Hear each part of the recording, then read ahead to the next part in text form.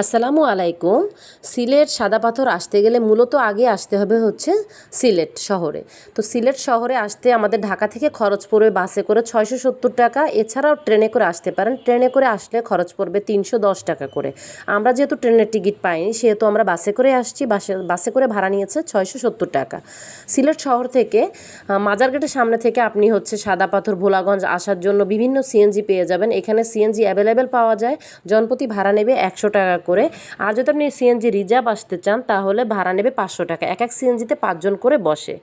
আমরা যেহেতু মানুষ ছিলাম ৩ জন, আর আমরা ২ জনের জন্য আমার হাজব্যান্ড বললো ঠিক আছে আমরা তাহলে চলো সিএনজি রিজার্ভ করে নিয়ে যাই।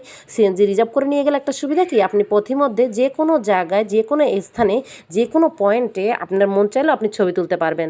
যেমনটা করেছি আমরা মালনীছড়া চা বাগান, এছাড়া বিভিন্ন জায়গায় বিভিন্ন স্পটে অনেকগুলো ছবি তুলেছি, ঘোরাঘুরি করেছি। এই দেখেন কি সুন্দর চা পাতা তুলছি, মনে হচ্ছে যেন আমি এখানকারই কোনো চাকমা উপজাতি যারা কিনা চা তোলে।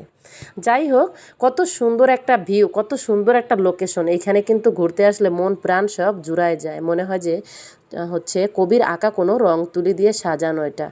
যাই হোক, আমরা হচ্ছে করলাম কি, আপনার আম্বরখানা থেকে কিভাবে আপনাদের হচ্ছে সিএনজি ঠিক করবেন সেটাও বলে দিই।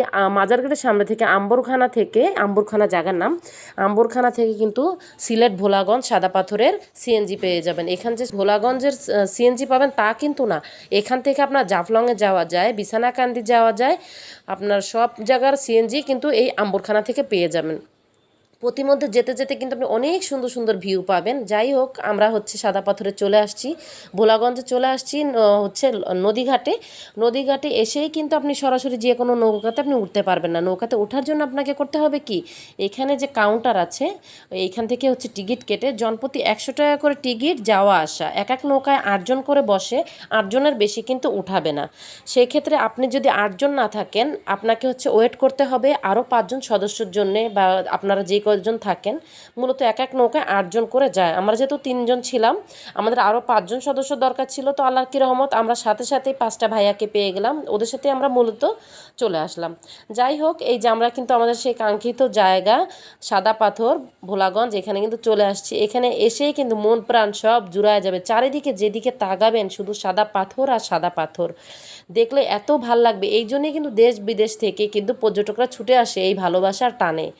এখান থেকে হচ্ছে ভারতের যে মেঘালয় থেকে যে জলরাশি, ঝর্ণার যে জলরাশি, যে পানিগুলো আসে, এটাই কিন্তু মূলত আমাদের সিলেট ভোলাগঞ্জ থেকে এই পানিগুলো নেমে নদীপথে যায়। আর এখানকার পানি এত স্বচ্ছ, মানে পাথর মানে যা আছে পানিতে, যা আছে পুরোপুরি একেবারে সব দেখা যায়, এত সুন্দর।